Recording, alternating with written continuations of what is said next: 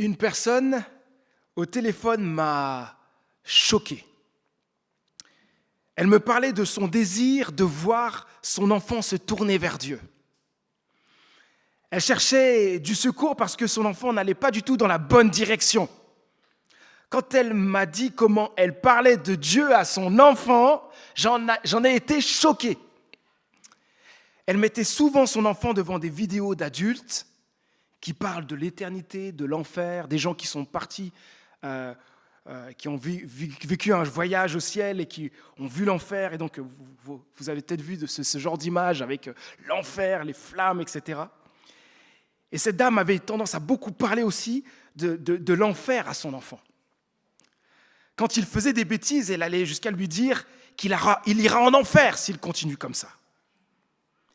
Il n'est pas étonnant qu'elle me dise aussi qu'elle vivait dans la peur, enfin qu'il vivait dans la peur, son enfant. Cet enfant n'a eu que l'image d'un Dieu dur, à qui il doit absolument obéir pour ne pas aller en enfer. Et cette maman m'a révélé, par sa manière de faire, qu'elle a une très mauvaise image de Dieu, mais aussi compréhension de l'Évangile. Cela m'a choqué, mais aussi beaucoup attristé. Et en parlant avec cette dame, j'ai entendu aussi un passé qui fait qu'elle parlait comme cela à son enfant. J'ai pris du temps pour l'aider afin qu'elle saisisse la beauté du message de la Bible, la beauté de l'Évangile, de ce message libérateur. Jésus-Christ qui nous a donné la vie éternelle, qui nous a sauvés de la mort et de l'enfer et qui nous aime d'un amour éternel. Ce matin, Dieu veut nous rappeler une chose très importante. Dieu veut nous rappeler l'importance de préparer la prochaine génération. Et de la bonne manière. C'est ce que nous allons voir maintenant. Et je vous invite à prendre avec moi Deutéronome, chapitre 6. Donc, comme je l'ai dit, nous reprenons notre série de messages sur le livre du Deutéronome. Et donc, nous sommes maintenant au chapitre 6 et nous prendrons les versets 20 à 25. Juste 5 versets. Deutéronome 6, versets 20 à 25.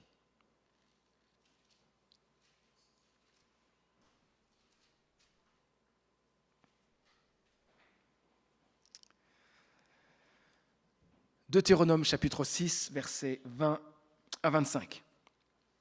Je cite. « Lorsque plus tard vos fils vous demanderont de quel droit l'Éternel notre Dieu vous a-t-il imposé ces ordonnances, ces lois et ces décrets, vous leur répondrez, nous avons été esclaves du Pharaon en Égypte et l'Éternel nous a tirés de là avec puissance. Il a accompli sous nos yeux des signes miraculeux et de grands prodiges pour le malheur de l'Égypte, du Pharaon et de tous ceux de son entourage. Mais nous, il nous a fait sortir de là pour nous amener ici et nous donner le pays qu'il avait promis par serment à nos ancêtres. Et l'Éternel, notre Dieu, nous a ordonné d'appliquer toutes ces lois et de le craindre ainsi, afin que nous soyons toujours heureux et qu'il nous accorde de vivre comme il l'a fait jusqu'à ce jour. Nous serons donc justes si nous prenons soin d'obéir à tous ces commandements en présence de l'Éternel, notre Dieu, comme il nous l'a ordonné. Amen. Donc, c'est Moïse qui s'adresse au peuple d'Israël. Et avant ce texte, Dieu avait dit, au travers de Moïse, à son peuple, son désir que les adultes transmettent la foi aux enfants et à toutes les générations suivantes. Dans ce texte, Dieu invite à transmettre la foi en réponse à une question des enfants qui se porte sur les commandements. La réponse se fait en racontant l'histoire et en donnant le témoignage de ce que Dieu a fait dans la vie des parents. Étant donné le désir de Dieu d'une transmission de la foi aux enfants, ce texte ne dit pas qu'on ne doit raconter notre témoignage que si nos enfants nous posent des questions. Nous devons plutôt avoir une vie et puis des paroles qui répondent sans cesse au pourquoi de notre foi, au pourquoi de notre obéissance à Dieu. En France, la foi se vit plutôt dans la sphère privée. Chacun sa foi. Hein? Et j'étais vraiment très surpris d'entendre plusieurs familles me dire, j'entends cela encore, qu'ils n'avaient pas du tout de discussion avec leurs parents sur leur foi. On allait peut-être à l'église, etc. Mais à la maison, papa, maman, on n'a jamais vraiment discuté. Peut-être on a entendu prier de temps en temps, mais la foi n'était pas si présente que ça. Waouh!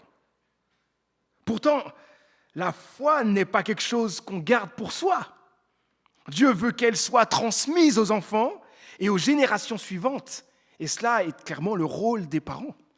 C'est le fardeau de Dieu et ça doit être aussi le fardeau des parents que nous sommes et aussi de l'Église. Transmettre la foi ne doit pas se faire n'importe comment, comme je l'ai dit au tout début. Sans une compréhension de l'histoire, de ce que Dieu a fait, les commandements peuvent se résumer à « tu dois » et « tu ne dois pas ». Et donc, on peut comprendre que ce ne soit pas attirant d'entendre cela. C'est comme réduire donc la Bible à une liste de choses à faire et à ne pas faire. En plus, plusieurs pensent, pour ceux qui ne sont pas chrétiens ou qui ont été chrétiens et qui sont venus de temps en temps à l'église, mais sans plus, et puis ils ne se sont pas vraiment engagés, plusieurs se disent, la Bible nous empêche d'être libres.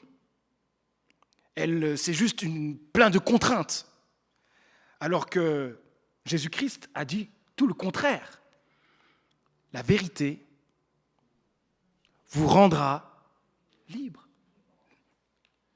Au fond de nous, on n'aime pas les lois. On n'aime pas les commandements parce qu'on veut vivre comme on veut. Je me souviens d'un matin, lorsque j'étais ado, je me suis réveillé sans dire bonjour à ma mère. Elle m'a dit, « Si tu ne me dis pas bonjour, tu ne manges pas. » Ce jour-là, j'ai fait le choix de ne pas manger en retournant dans ma chambre. On n'aime pas être pris. On n'aime pas les commandements, les lois. Rien d'étonnant à ce que les enfants du peuple de Dieu puissent un jour poser cette question. Mais de quel droit l'Éternel notre Dieu vous a-t-il imposé ces ordonnances, ces lois et ces décrets? De quel droit? Nous pourrions répondre facilement à nos enfants, on doit obéir à Dieu parce que c'est ce que nous devons faire. Ou obéis à Dieu, mon enfant, parce que je te dis de le faire. Ou fais-le, sinon tu seras puni. Mais répondre ainsi, c'est transmettre une mauvaise image de Dieu. Pour Dieu, notre réponse concernant le pourquoi de notre foi, le pourquoi de notre relation avec lui, de notre obéissance est très importante. Voilà pourquoi Dieu lui-même, par la bouche de Moïse, nous aide en nous donnant une réponse qui ne devrait pas juste être dite avec nos lèvres, mais aussi animer toute notre vie. Pourquoi? Parce que la meilleure manière de transmettre la foi aux enfants, c'est de la vivre au quotidien. Comme le dit si bien Jésus, c'est de l'abondance du cœur que la bouche parle. Et donc, si ce qui sort de notre bouche n'est pas vraiment l'abondance du cœur, mais juste des bonnes lois, mais en fait on ne le vit pas, il y a un problème. Cela m'amène à poser cette question, qu'est-ce qui nous anime, qui anime notre vie? Qu'est-ce qui nous fait nous lever le matin? Qu'est-ce qui nous pousse à vivre d'une manière qui plaît à Dieu chaque jour? La réponse qu'on doit donner et transmettre aux enfants doit venir de ce qui nous anime jour après jour. Quand on parle de notre foi, de ce pourquoi nous connaissons Dieu, nous sommes en relation avec Dieu. La question de fond est celle-ci. Pourquoi obéissons-nous à Dieu? Hein? Pourquoi est-ce que tu obéis à Dieu? Pourquoi viens-tu à l'église? Pourquoi tu pries? Est-ce que ton enfant le sait, pour toi qui es parent? Voici les 3 réponses que nous trouvons dans le texte du Deutéronome. Premièrement, parce que Dieu nous a délivrés de l'esclavage. Je relis donc Deutéronome 6, chapitre 6, juste les versets 21 à 23. Ça dit ceci, vous leur répondrez, nous avons été esclaves du Pharaon en Égypte, et l'Éternel nous a tirés de là avec puissance. Il a accompli sous nos yeux des signes miraculeux et de grands prodiges pour le malheur de l'Égypte, du Pharaon et de tous ceux de son entourage. Mais nous, il nous a fait sortir de là. Oh, le peuple d'Israël est esclave en Égypte, mais Dieu l'a libéré avec puissance. Alors si on creuse un peu cela, imaginez, l'esclavage en Égypte a duré plus de 400 ans. C'est immense. C'était un esclavage très dur, douloureux. Les Égyptiens, en tout cas pour la plupart, détestaient les Israélites au point de les opprimer, de les maltraiter, de leur imposer des travaux forcés, pénibles. Ils ont rendu la vie du peuple d'Israël extrêmement difficile. Pharaon, le roi d'Égypte, détestait tellement ce peuple et voyait bien que ce peuple grandissait qu'il a fait mourir tous les garçons à leur naissance pour que ce peuple donc ne continue pas à grandir en nombre. Plus tard, Moïse a même vu que l'esclavage se vivait dans la violence. Par exemple, il a vu sous ses yeux un Israélite être frappé, roué de coups par un Égyptien. On peut donc imaginer la joie immense du peuple d'Israël d'être enfin un peuple libre après tant d'années de souffrance. Donc ce n'est pas rien, cette réponse, quand ils diront à leurs enfants, nous étions esclaves, mais nous avons été libérés. Il y a du poids là, il y a beaucoup d'émotions là. Et nous, chrétiens, nous avons été libérés de l'esclavage du péché par la mort et la résurrection de Jésus-Christ. Et ce n'est pas rien non plus. Nous sommes libres. Nous devons sans cesse être motivés et portés par le Dieu qui nous a délivrés de l'esclavage du péché. Si notre enfant ou une personne nous demande pourquoi nous sommes chrétiens et obéissons à Dieu, nous devons répondre ainsi. J'étais esclave du péché. À cause de mes péchés, de toutes mes désobéissances à Dieu, je méritais la mort. Mais grâce à la mort et à la résurrection de Jésus-Christ, je suis libéré de l'esclavage du péché et de toutes ses conséquences. Voilà pourquoi j'aime Dieu. Je veux lui exprimer sans cesse mon amour et ma reconnaissance par mon obéissance. Voilà une manière de dire, de répondre en parlant de notre délivrance de l'esclavage du péché. Nous n'aurons aucun mal à répondre ainsi à nos enfants ou à ceux qui nous demandent le pourquoi de notre foi si notre délivrance de l'esclavage du péché continue à nous remplir jour après jour de reconnaissance envers Dieu. Nous sommes comme une personne qui allait mourir noyée, mais quelqu'un nous a sauvés en nous sortant de l'eau. Notre gratitude est immense envers cette personne. Nous ne pouvons pas oublier ce que cette personne a fait pour nous. Et notre reconnaissance est sans fin. De même, devant la délivrance que Jésus-Christ nous a offerte à la croix en mourant à notre place, nous ne pouvons pas oublier ce qu'il a fait. Et nous devons sans cesse exprimer notre reconnaissance. Attention, car malgré tout, nous sommes si souvent oublieux. Faisons tous nos efforts pour que la délivrance que Dieu nous a accordée continue à nous remplir de joie et à façonner notre quotidien. Pourquoi obéissons-nous à Dieu ? Deuxièmement, parce que Dieu nous offre un pays, le bonheur et la vie.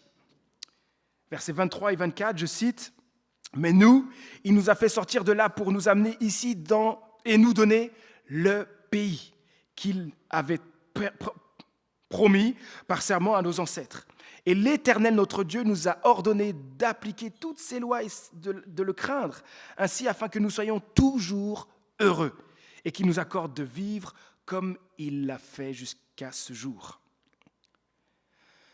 Dieu ne délivre pas le peuple d'Israël juste pour qu'il soit libre de l'esclavage.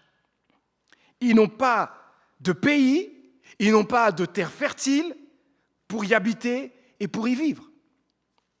Dieu ne laisse pas donc son peuple dans le désert, heureusement. Dieu promet à son peuple, s'il lui reste fidèle, un pays fertile pour un jour donc jouir du bonheur et vivre de nombreux jours. De même pour nous qui avons placé notre foi en Jésus-Christ, Dieu nous a délivrés de l'esclavage du péché. Mais il ne s'est pas arrêté à là. Il nous accorde aussi la vie éternelle. Il prépare pour nous un pays, une patrie céleste, une nouvelle terre où la justice habitera. Un bonheur inégalé sera présent.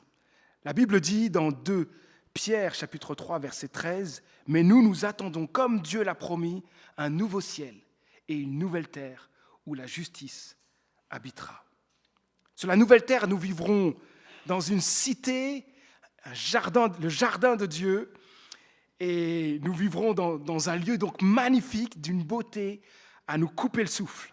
Et sur cette nouvelle terre, il n'y aura plus de péché, plus de souffrance, plus la mort, plus la maladie, plus la violence, ni les puissances des ténèbres.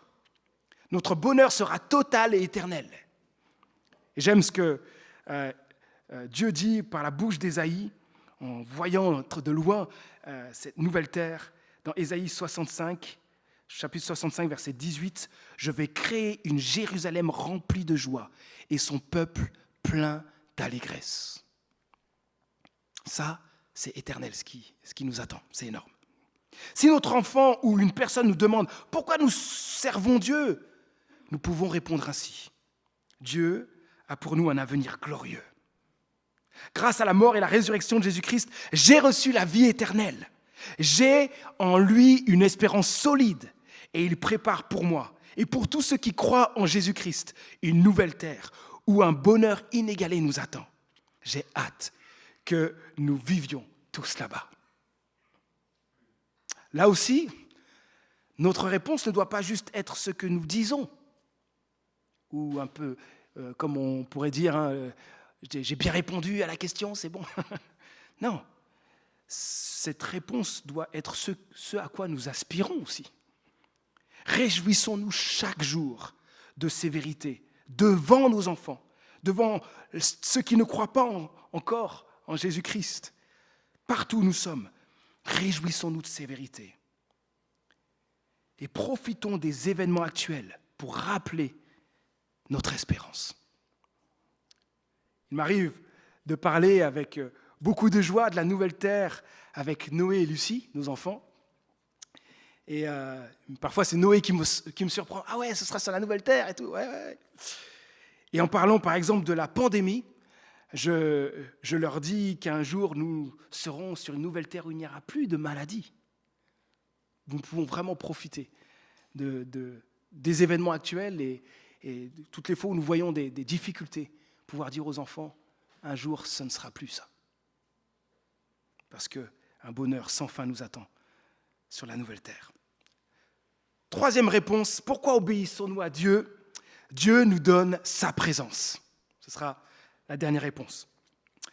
Donc verset 24, « L'Éternel, notre Dieu, nous a ordonné d'appliquer toutes ses lois et de le craindre ainsi afin que nous soyons toujours heureux. » Dans ce texte, il est écrit « L'Éternel, notre Dieu ». Ce n'est pas rien, c'est quelques mots. C'est un cadeau extraordinaire. Dieu a fait grâce au peuple d'Israël. Alors que tous les peuples de la terre ne méritent que l'enfer, le jugement de Dieu, Dieu fait le choix d'être le Dieu du peuple d'Israël. Était-il un peuple extraordinaire ? Il n'y avait rien d'extraordinaire. Eh bien, vous savez quoi ? Moïse le confirme. Je cite Deutéronome 7, versets 7 à 8. Moïse dit ceci, « Si l'Éternel s'est attaché à vous et vous a choisi, ce n'est nullement parce que vous êtes plus nombreux que les autres peuples. En fait, vous êtes le moindre de tous. En regardant les autres peuples, vous êtes vraiment le plus petit là-bas. Là. Le plus bas. Mais, et j'aime cette partie-là, mais c'est parce que l'Éternel vous aime. grâce. Dieu a fait grâce au peuple d'Israël. Il lui a donné ce qu'il a de plus précieux, lui-même. Lui-même. De même, nous chrétiens, nous ne sommes pas délivrés du péché, seulement du péché, pour la vie éternelle, pour jouir de la nouvelle terre. Nous sommes libérés avant tout pour être réconciliés avec Dieu, pour toujours. L'apôtre Paul le dit très simplement dans sa première lettre, en chapitre 3, verset 18. Il dit ceci: le Christ lui-même a souffert la mort pour les péchés, une fois pour toutes. Lui, l'innocent, il est mort pour des coupables, afin de nous conduire à Dieu. Ça, c'est le but. C'est le plus beau cadeau que nous puissions avoir, Dieu lui-même. Mais est-ce vraiment une réalité dans notre vie quotidienne que Dieu soit le trésor de notre vie?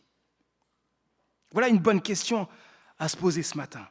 Car la chose la plus précieuse que nous pouvons donner à nos enfants ou à toute autre personne au monde, c'est Dieu lui-même. Bientôt, je vais vous encourager à lire ce livre que j'ai entre mes mains. Il s'appelle « Dieu est l'Évangile » de John Piper, le pasteur John Piper. Et donc, nous en avons plusieurs. Et pendant l'été, nous lirons donc ce livre. Et vous aurez aussi un planning de lecture. Et puis, on en parlera aussi pendant les cultes. Mais voilà, je vous en parle déjà. Et j'aimerais donner une citation de ce que le pasteur John Piper dit au sujet justement de Christ, de Dieu, qui devrait être le cadeau le plus précieux de notre vie. Il dit ceci: la question cruciale à poser à notre génération et à toutes les autres est celle-ci. Si vous pouviez aller au ciel, être pour toujours en bonne santé, accompagné de tous vos amis, manger toute la nourriture que vous aimez, profiter de tous les divertissements que vous connaissez, de toute la beauté naturelle dont vous ayez été témoin et de tous les bonheurs physiques dont vous ayez pu jouir, tout en étant dispensé des conflits interpersonnels et des désastres naturels, y seriez-vous heureux et satisfait si Christ n'y était pas?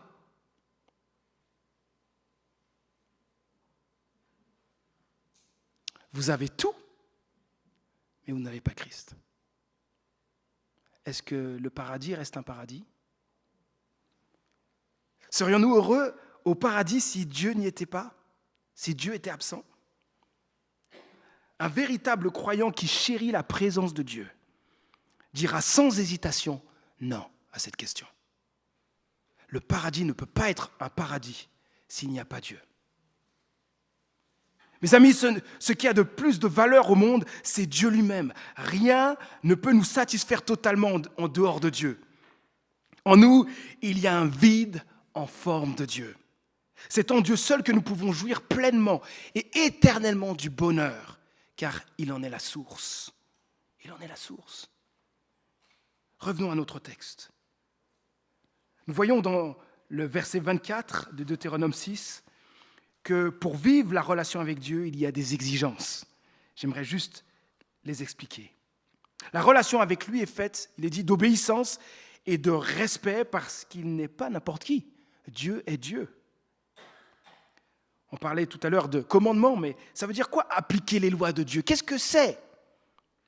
C'est en fait, on pourrait le dire ainsi, c'est faire la volonté de Dieu. Faire ce pourquoi en fait nous avons été créés.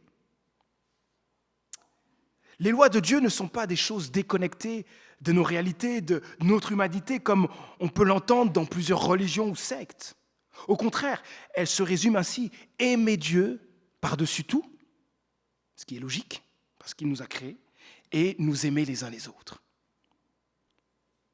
Parlons de la crainte de Dieu. Qu'est-ce que c'est craindre Dieu? C'est avoir pour lui un profond respect. Nous devons à Dieu le plus grand des respects parce qu'il est Dieu. Et la Bible nous rappelle à plusieurs reprises que Dieu est grand, généreux, miséricordieux. Il est notre Créateur. Et par conséquent, il mérite notre plus grand respect. Devant nos enfants et ceux qui veulent savoir le pourquoi de notre foi, nous devons pouvoir dire: je méritais la mort et l'enfer. Mais grâce à Jésus-Christ, j'ai reçu un cadeau inestimable, Dieu lui-même. Il est le trésor de ma vie. Si j'ai envie de vivre toute ma vie pour lui, c'est parce qu'il m'a donné ce qu'il a de plus précieux, lui-même, ses paroles, sa présence, sa relation, son intimité. Me soumettre à lui, c'est toute ma joie. Pouvons-nous dire cela ce matin? Nous avons vu jusqu'ici que pour témoigner comme Dieu veut de notre foi à nos enfants et à tous ceux qui nous posent la question du pourquoi de notre foi, nous pouvons dire, premièrement, Dieu nous a délivrés de l'esclavage du péché. Deuxièmement, Dieu nous offre la vie éternelle, un bonheur total dans sa présence, le paradis. Et enfin, Dieu nous donne, oui, ce qu'il a de plus précieux, lui-même, sa présence. Alors, les fruits de ces 3 bénédictions de Dieu sont, et je l'ai déjà dit, notre amour en réponse à son amour pour nous, notre reconnaissance en réponse à tout ce qu'il a fait pour nous, et aussi notre désir de lui plaire par notre obéissance. Nous sommes appelés à dire aux enfants les raisons de notre foi de différentes manières, à différents moments, quand ils se posent des questions ou à n'importe quel autre moment de notre vie quotidienne. Nous qui sommes parents, sachons ceci. Nous sommes l'outil principal dont Dieu veut se servir pour toucher le cœur de nos enfants.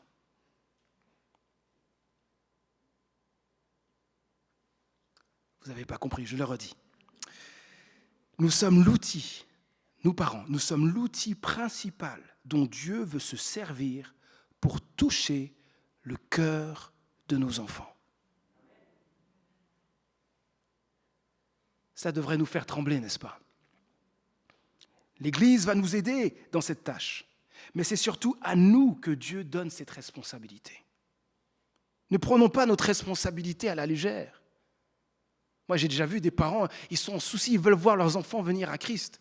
Mais si vous voyez le témoignage dans la maison, c'est n'importe quoi. Ils s'attendent à ce que ce soit qui les amène à Christ. Quand ils voient les chrétiens, etc., ils se disent, être chrétien, c'est avoir 2 visages, parce que papa et maman, ils ont 2 visages. Vous voyez? Qu'est-ce qu'on proclame dans le foyer auprès des enfants? C'est un danger, parce qu'on est en train de dire quelque chose qui n'est pas vrai. Pour les vrais chrétiens, je parle. J'ai bien vu à quel point cette responsabilité d'être parent est très lourde. Je suis moi-même parent. Et ils ne sont pas encore ados. Et voilà, il y a encore toutes les autres étapes à vivre. Mais je sais à quel point ça peut être une responsabilité lourde. Moi, étant un enfant qui a été insolent envers ma mère jusqu'à mes 18 ans, je sais que c'était lourd pour elle. Et que je l'en ai fait baver. Mais retournons ceci qui peut vraiment nous encourager. Nous vivons notre responsabilité avec l'aide de Dieu. Dieu est avec nous. Et nous encourage ensemble à prier sans cesse pour nos enfants et à prier aussi avec nos enfants. Ma mère a transmis sa foi de différentes manières à mes frères et moi. Avec mes frères, nous allions à l'église tous les dimanches, qu'on le veuille ou non, et elle a bien fait. Et puis nous profitions aussi du groupe de jeunes les samedis. Nous avions des temps de chant, de lecture biblique, de prière dans la semaine. Et puis quelques samedis matins, ma mère a osé faire cela, nous avions des temps de jeûne et prière. Donc on sautait le petit-déj. Mais vous savez pourquoi, avec mes frères, on appréciait cela? Parce que ma mère, elle achetait plein de céréales. Puis on avait des bols énormes. J'ai jamais vu des bols aussi énormes. J'en connais pas aujourd'hui. Mais des trucs énormes. C'était des sortes de gamelles, quoi. Et avec les frangins, on remplissait, on mélangeait toutes sortes de céréales. Et on était super contents de pouvoir manger ça à midi. Mais ma mère ne s'arrêtait pas à toutes ces choses. Elle nous témoignait de sa foi. Et nous montrait comment Dieu répond aux prières. Dieu est un Dieu vivant. Par exemple, un jour, mon grand frère avait besoin de 2 pantalons. Il en voulait un bleu et un marron. Et ma mère, dans le besoin, lui a proposé de prier. Dieu, tu vois le besoin de Michael, pourvois pour ces 2 pantalons. Et puis le dimanche, une personne a donné un paquet à ma mère sans lui dire ce que c'était. Arrivée à la maison, elle a ouvert et contemplé 2 pantalons, des couleurs exactes que Mickaël avait demandées. Et cerise sur le gâteau, il y avait même une ceinture en cuir assortie. Et je peux vous dire que quand on est dans le besoin, une ceinture en cuir, c'est le cadeau énorme. Quelle joie de voir que Dieu répondait à nos prières. Et nos prières de reconnaissance, donc forcément, sont immédiatement montées vers lui. Mais ma mère nous habituait à aussi vivre la reconnaissance envers Dieu. Plusieurs fois, j'ai vu l'action de Dieu quand j'étais petit. Je n'ai pas tout de suite compris, vous l'avez entendu, j'étais insolent envers ma mère et plein de gens, les professeurs d'école, etc., jusqu'à mes 17 ans. En tout cas, proche 18 ans. Donc je n'ai pas tout de suite tout compris, mais comme je voyais ce qui se passait à la maison, j'étais de plus en plus convaincu par le témoignage de ma mère et des réponses aux prières que Dieu était un Dieu qui nous aime, qui agit et qui prend soin de nous malgré les épreuves de la vie. Nos enfants doivent voir notre amour pour Dieu et qu'il est un Dieu vivant qui agit dans le cœur de nos vies, au cœur de nos vies, même dans les choses les plus insignifiantes, comme 2 pantalons qui nous manquent. Cela demande d'en parler, de prier avec nos enfants, d'oser mettre notre foi en action devant eux et de dire quand ils répondent aux prières, regardez, Dieu a fait ça. Et nous, Église de Dieu à Ozoir, faisons tous nos efforts pour préparer la prochaine génération en grandissant dans notre amour pour Dieu et en proclamant un Dieu qui agit dans nos vies. Pas ah oui, je me rappelle, il y a 50 ans, il y a 20 ans, quand Jésus m'a touché. Puis aujourd'hui, il se passe quoi avec Dieu? Est-ce que Dieu continue à agir dans ta vie? Je finis avec une forte exhortation du pasteur Kevin DeYoung, qui s'adresse donc aux responsables de groupes de jeunes, et pour la jeune génération, peut-être aussi aux parents. Et il dit ceci: « Je vous en supplie, ne harcelez pas la prochaine génération par du simple moralisme. Qu'il soit de droite, abstenez-vous de rapports sexuels illicites, allez à l'église, parlez de votre foi, ne touchez pas à la drogue. Ou de gauche, recyclez, creusez un puits, prenez soin des sans-abri, portez un bracelet écolo. » L'Évangile ne se focalise pas sur ce que nous devons faire pour Dieu, mais sur ce qu'il a fait pour nous. Allez plutôt dire aux jeunes qui est Dieu et ce qu'il a accompli pour nous.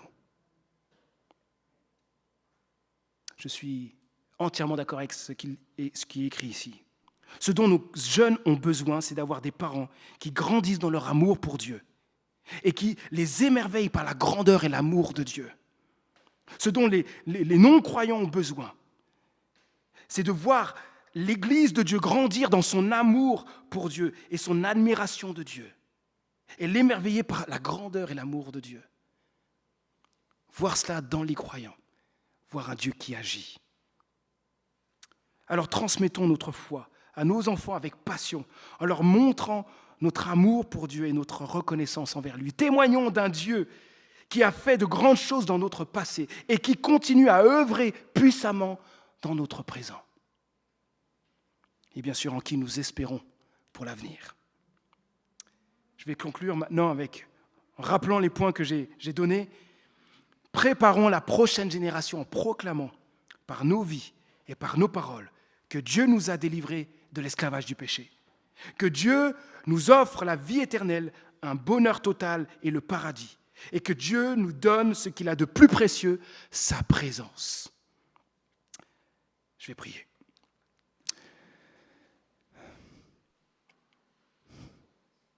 Dieu notre Père, merci de nous avoir délivrés de l'esclavage du péché.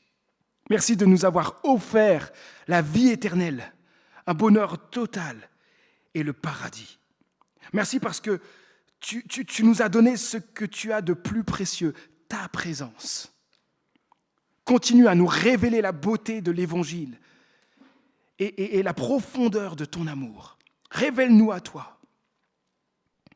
Révèle-toi à nous. Que tout ce que tu as fait pour nous en Jésus-Christ continue à nous bouleverser et à nous transformer. Notre Dieu continue à nous équiper, nous parents, pour bien éduquer nos enfants et pour bien leur transmettre l'évangile de Jésus-Christ, afin qu'ils soient touchés et s'engagent envers toi. Équipe toute ton Église. Nous pensons aussi à tous ceux qui s'occupent des enfants. Équipe-nous ensemble pour préparer la prochaine génération. Que les enfants et les jeunes voient en nous des chrétiens qui ne cessent de grandir dans leur amour pour toi, afin que tu deviennes le trésor de leur vie. Notre Dieu agit puissamment pour que nos jeunes, nos enfants saisissent la beauté de l'évangile de Jésus-Christ, lui qui les aime au point d'être mort et ressuscité pour eux.